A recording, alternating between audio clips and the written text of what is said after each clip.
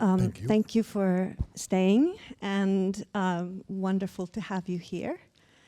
I wanted to ask, first of all, to just kick it off, prepare some questions because I don't want to hear myself talk, and I would love for you to ask some questions.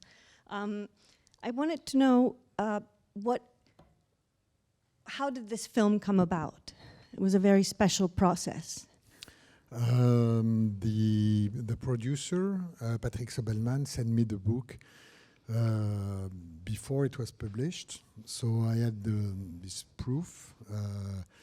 And when I read the story, I was, as you can imagine, very moved by the story. And it was like a little treasure because nobody had read it before. And it happens that the author, Jean-Claude Grimbert, is my parents' best friend since they were 16. And now they're 88. And so it's a long friendship story. And so I read the book. I thought I would never do a movie about a Jewish genocide for some reason, and especially because my family comes from that story. It was very intimate, but I never felt I was legitimate to make a movie about it. And also, I think I prefer comedies, so it's not the perfect topic for comedies. But when I read the book, I changed my mind, and not only because it was a very moving and very simple story, but also because it was a new way to talk about it. Because it's a tale, it brings the story to a universal level and make it accessible to everyone. And also it doesn't talk about the killers or the victims. It's about the writers among the nation, people who saved Jews during the war. And so it's, I would say it's an optimistic story. But you also decided to keep out of the story specific references to people, to places. Yeah, it's like this in the book, but not. I mean, there's the word Jews and Nazis are in the book. It's not in the movie because of that. Because I think that story is a mankind story. It's not just about Jews or about Germans, or it happens to humanity, to mankind. And so a tale bring that. And when I screened the movie during the French promotion tour, it was really obvious when I screened the movie to students, young people, 15 years, 16 years, people from all over the world. I mean, French people, but coming from North Africa, Asia, people from immigration.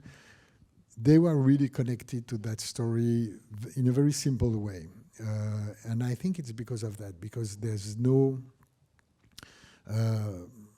specific, I mean, the tale tells that this story belongs to each of us. And in fairy tales, often that's the case.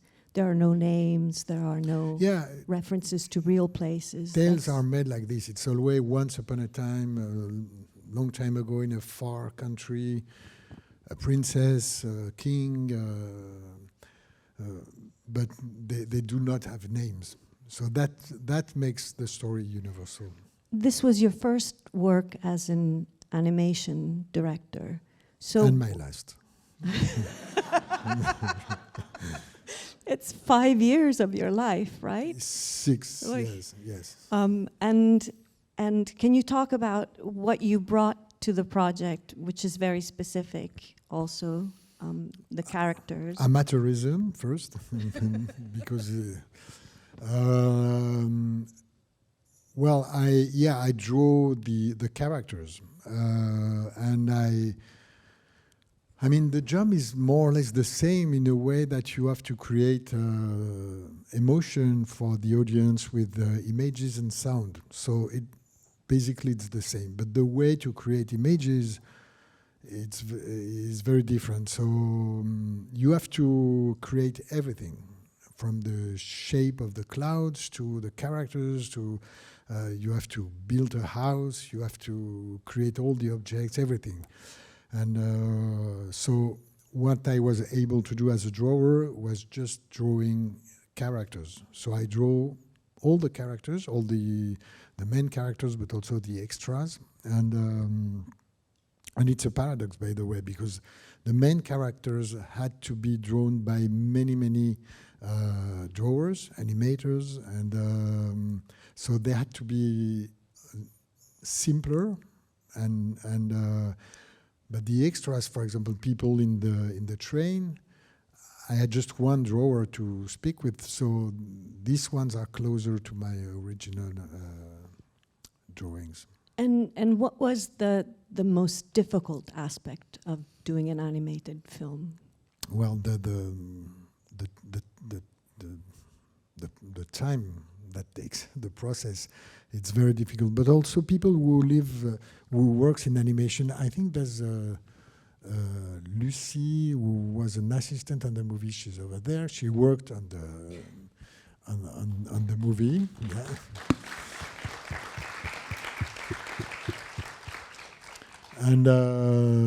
And people who work in animation, it's really a different population than live action people. It's not the same. So I really had to adapt myself.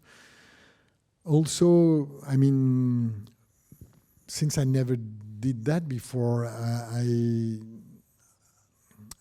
I would be in a part of the process, in a step of the process, not knowing what will be the next step.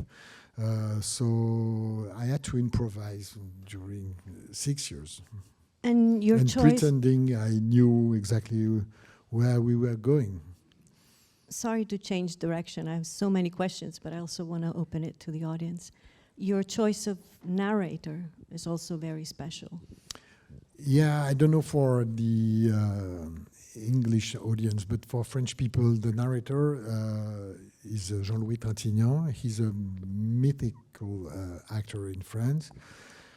He's one of the most beautiful voice of entire French cinema.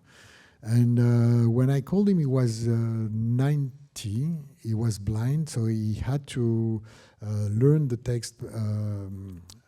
His wife helped him to learn the text by heart.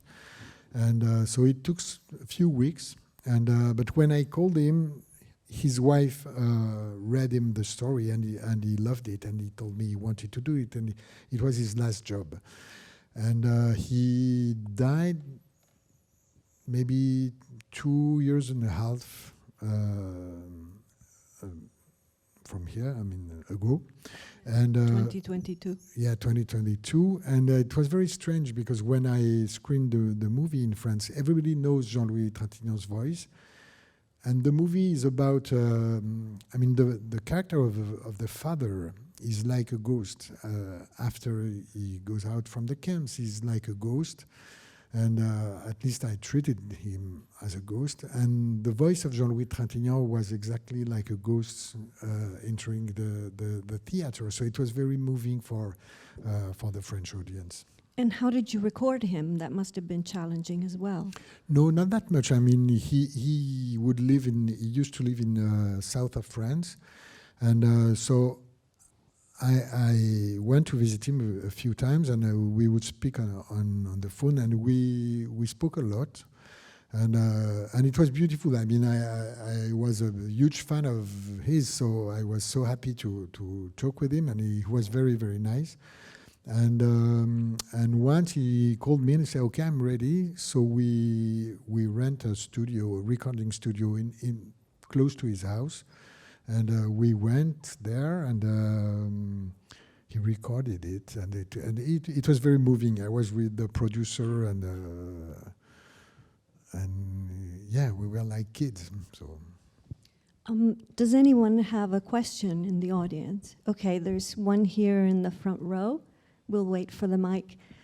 Meanwhile, I'll ask you, so we don't take any time, about working with Alexander Desplat for the music.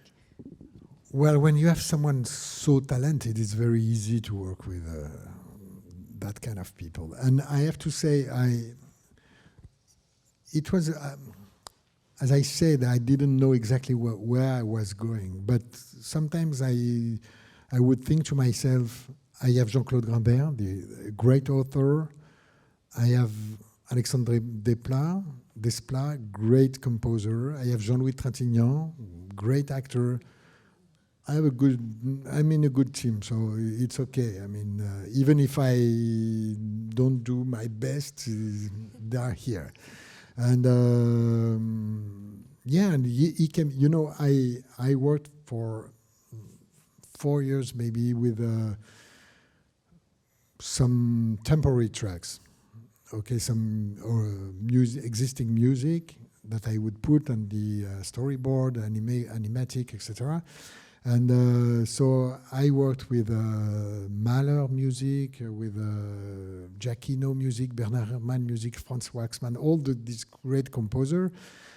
And then he came, and so he was he told me it's not a gift to put all this music before I come, because I was used to.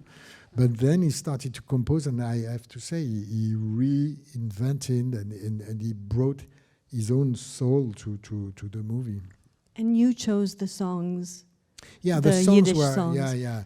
There's one Yiddish song in the sequence when the train arrived in Auschwitz, which is sung by Marie Laforêt, a French singer.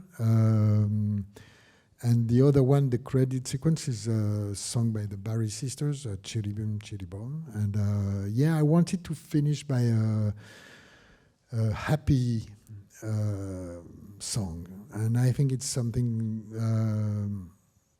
really Jewish, something to say that, okay, we've been through all these dramas and all this tragedy, but at the end, it's important to sing and to dance. Okay, question. Thank you for this wonderful film. I'm just curious, when you read the story, why did you decide to show the film as an animation, and why did you pick this particular style, which I absolutely love, by the way? I think it's a fantastic style of animation. I have to say that when they sent me the book, it was already a question of making it as an animation. And but I would never have done it with live actors. I could not. The question of the representation of the Jewish genocide is a very, very long story. For many, many years, it was what we could call the Claude Lanzmann era, the one who directed Shoah. And it was not only documentary, it was also testifying. And now, because the survivors are dying one after the other, fiction start to show interest or to allow itself to go on that story. But I have to say that I could not work with that. I could not put actors in a train and ask them to pretend they are deported people, because I think what we call the suspension of incredulity. When you go to the movie, you know that Brad Pitt is an actor, not a spy, but you're ready to believe he's a spy, okay, for 2 hours. But here it's different. With this topic, there's something moral that is different, and I would be embarrassed with that lie, with the fact that they pretend, because I have the problem with which is what's out of frame. I know that out of frame, if they're cold, there's a blanket. If they're hungry, there's a chocolate bar. And if they're thirsty, there's some water, and everything is okay for them. So the acting can be in the worst case can be very obscene. Drawings do not have this problem. The drawings are just suggestion, evocation, and they have no other life out of the movie. They're made for that story, and that's it. So in a way, they are not closer to realism, but they are maybe truer in a way that they do not lie compared to actors. So yeah, basically that's why I think animation. And also, I mean, it's very difficult. It's impossible. We say in French, indicible, like unexpressible. This story is unexpressible. And you can tell or you can show what happened because it's unbearable. But if you show something else, there's the risk to lie, to make a lie. So the only way is suggestion, and to make bearable what is unbearable. And so I think animation is a good tool for trying to do it. Are there any other questions?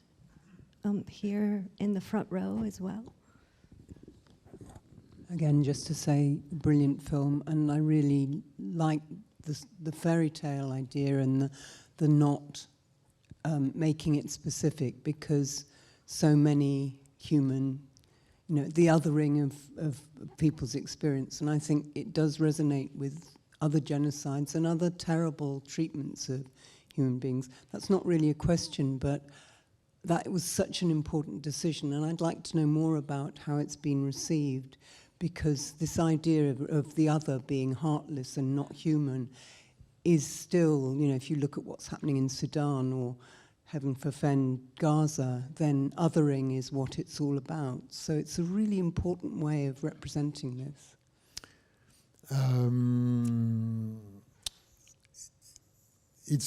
I think it's been in France. There was no question of.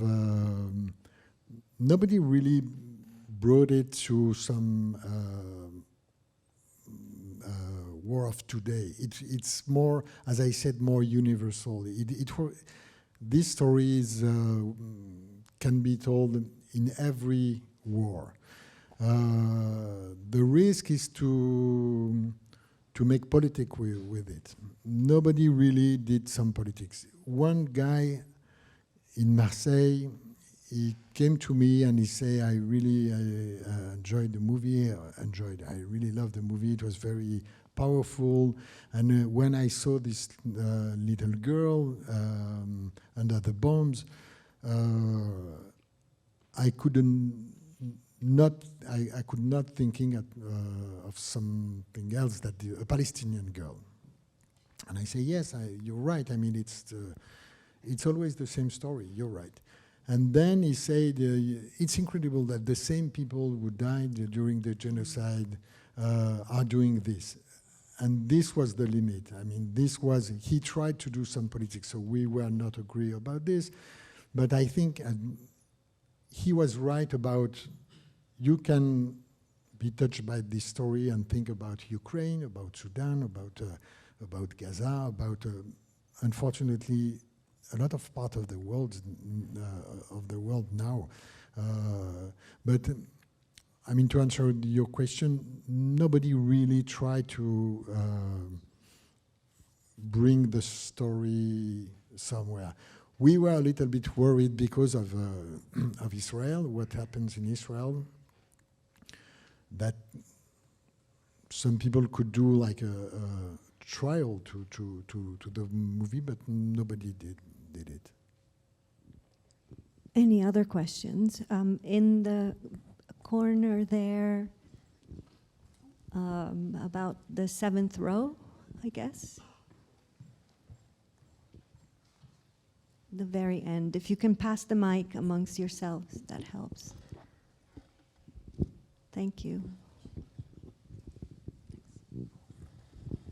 Thank you very much. That was a brilliant film. I really enjoyed it. Great animation, very moving, much like The Zone of Interest last year. Recently here, I watched another great film, Mr. Klein with Alain Delon. Was there any influence on this film or in any way? Which movie? Mr. Klein. Oh, Mr. Klein. Thank you. No, not really. I really. There's no real references in that movie. I mean, from other movies, I really start from the book, and the book was like my Bible. And what I felt when I read the book, I thought it was. I felt it was like a classical. It was almost like the story existed before the author wrote it, and I tried to find that kind of flavor, and so no, Mr. Klein was not. It's a very good movie, of course, but it was not. There's one sequence at the end when the father sees his own reflect in the window. I thought of it's very ambitious. I'm sorry, but there is kind of a reference. I was not obsessed, but my model was at the end of City Lights, Chaplin movie, the very last sequence. That was a kind of a reference in a way that. It's something, it's very small gesture. Nothing really happens. If someone will look at it, nothing really, there's nothing impressive or spectacular, but we know that what is played is very, very powerful. So that was the only reference that you can find in the movie. I'm going to ask you something very mundane. My answer was very far from your question. Something a bit more mundane about the look of the film and your inspiration. Where did you? It's a very specific style for the background and. Yeah, as I said, once again, it comes from the book and this feeling that I had of a classical. And so I didn't want to be referent to other movies. So I started to think, my first step was to think, if you want to do a classical animation movie, it's like the first Disney movie. But I went to the classic painting, French paintings from the 19th century, but you cannot animate that kind of texture. And then I went to see an exhibition of Hiroshige, the Japanese painter, and I decided to mix this, and with the artistic director, Julien Grande, we went on that courant train, French train, Japonism, and it was a mix between stamps, Japanese stamps, and classical. So that was the direction, and yeah, this is how we went to that kind of images. There's a painter called Henri Rivière. He was a reference for us. Okay, fantastic. Any more questions in the audience? In the very back, or here also, since you're closer, they're coming to you in the back as well. Thank you very much for making the film and to your team, and for the effort that you all put in, because 6 years is a long time to make a film. The one other film I've seen that was similar to this was Graveyard of the Fireflies, which is a Japanese film about the Second World War. Have you seen that? No, but no. It was an animation, and it captured the humanity of people suffering during the Second World War in Japan in a way that you captured so well, the humanity of the woodcutter and his wife in this movie. It's the Miyazaki movie, right? Yeah. I haven't seen it, but thank you. And there's a question from the back. En français, je vais juste dire félicitations, vraiment c'est fabuleux ce qu'on a, je ne sais pas si le mot fabuleux est approprié, mais c'est très émouvant. And in English for everyone, I wanted to know if there was a suggestion about the twin in the train. Is there, the question is what it was either death or the desperate choice to abandon a child, or if there was something that I may have missed, just curiosity. Well, you're in a way you're right. In the book, it's different. In the book, it's because the mother she has not enough milk, so it's more a sacrifice of one of the two twins. But I thought it was more interesting it's more like not a bet, but the father takes his chance and he sacrifices one of the kids, but he doesn't know because it's just my interpretation, but everyone's is good as well. But my interpretation is that he knows more or less where the train goes, and he believes that there's one chance on the other one to be saved by this woman in the snow, and he makes that choice. But in a way, it's a sacrifice. And why I decided to do it, it's also because at the end, and the end is also a little bit different in the book, when he let her daughter, and he doesn't take her with him, it's another sacrifice. It's the same gesture, but both are. What does he sacrifice? He sacrifices his own love, his selfish love, to something bigger, for the good of his daughter. So this is why I did it this way.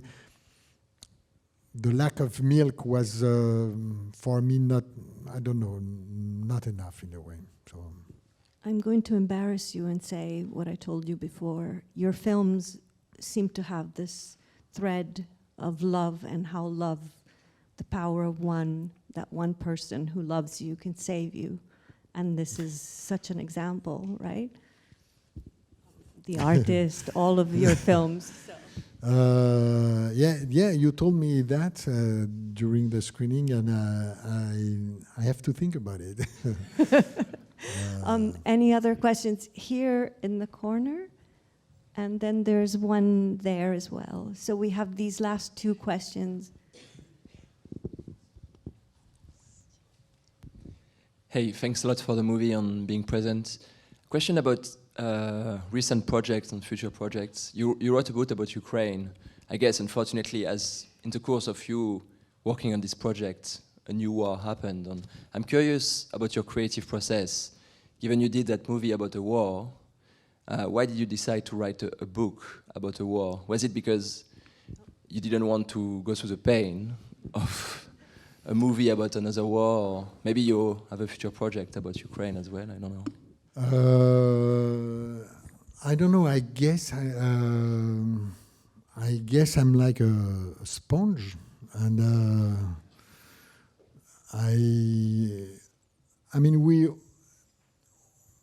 all the people who make a book or a movie or a painting or something, we are in a way the reflect of our era. I recently realized that my first movie were all about the same topic till it was always a man realizing that the world was going quicker or faster than his own life, and he was lost. I think that's done now. Okay, that's an old topic because the movie did too fast for me, and we changed. It's a new world, okay. But now it looks like my my interest goes to war. I'm afraid that it's something that is around them. And so what happened, this is very special because this happened when the war started in Ukraine. I did an auction. So I raised 250,000 euros and I sent them to Ukraine to a fundraising platform created by President Zelensky. So they offered me to be an ambassador, and so a story started like this, and I went 5 times to Ukraine, and at the end there's a guy that I met who proposed me, who offered me to go to the, he told me you have to go to the front line to meet the defenders. So that's what I did, and this is the book of this trip, and it's portraits of defenders that I met on the front line. And all the money goes to this fundraising platform called United 24. If you don't want to buy that book, you can send the money to United 24. And but if you want to buy the book, there are signed copies right outside. Yeah, there's 3 or 4 books. Yeah, you can buy them. But and my next project is also about war, and I can't tell everything about it. It's an adaptation of a book called The Third Hand, and it's about the PSTD, the trauma post-war, but it's a fantastic genre movie, starting in World War I and based in the 20s. And we have one final question here. And it's about how love can blah, blah, blah. How love saves you. Yes, exactly. Thank you for such a moving and timely film, given the sad rise of extremism and far rights at the current time. I was particularly interested in the film with the fairy tale in itself and how universal it is of the woodcutter. And the Tom Thumb, or it's been retold many times throughout history. What resonated with you in terms of the symbolism of that particular fairy tale, and what was relevant for you, and what did you want to bring out through retelling that story? I'm not sure I got everything of your question. I'm sorry, but what resonates in the fact that it was a fairy tale that. I meant particularly the idea of a couple, a childless couple who are given a gift. It's the Princess Agua, the Tom Thumb, the bamboo cutter. It's a universal fairy tale, and it's the idea of the symbolism from that. What is it of that symbolism that shone through for you? What I've been attracted to was the fact that it was also for the kids. And it's not only for the kids, it's for, there's not too many kids in the room, but it's also for the kids. And it's, in a way, it forces you to be maybe more delicate or more tactful. And so this is something, the thing about Le Petit Pousset, and it's the irony of the author, Jean-Claude Grimbert. It's a way, I think, to say, we're going to tell you a tale, but it's not real. It's a way to tell you the truth. We take the hyperfiction to tell you the truth, because if we can't tell the truth in simple words, it's too awful. So I like this irony of the author, and yeah, it's a way to speak to tell the truth to the kids, and without traumatizing them. We don't want to traumatize the kids, but we don't want to lie to them. So I think this positive that the author found was brilliant. Thank you. Thank you, Michel Hazanavicius. Thank you. Thank you very much. Thank Thank you. you. Thank you.